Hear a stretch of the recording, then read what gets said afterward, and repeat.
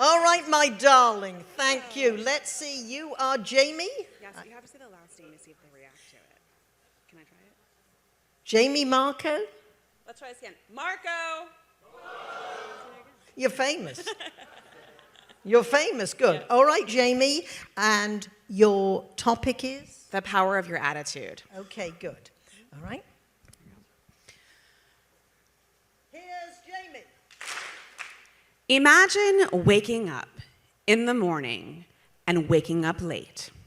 Then imagine not getting coffee, having nothing to eat, and having to get to the airport. All right. Now, this is a question.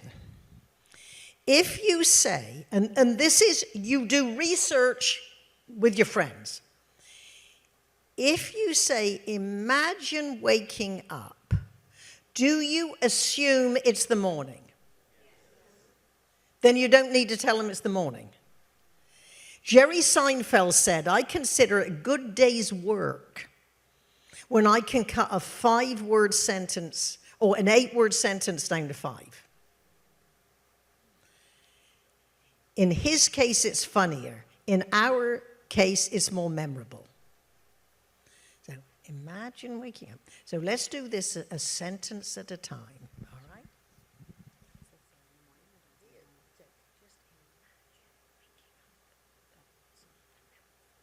Here's Jamie. Imagine waking up late in the morning, not a chance to get coffee. Okay. Imagine waking up late, no time for coffee. This is a day in this life, all right? All right. And what I'm going to do is suggest you stand still until you now move to the next action. Perfect. Here's Jamie. Imagine waking up late. No time for coffee, no time to eat.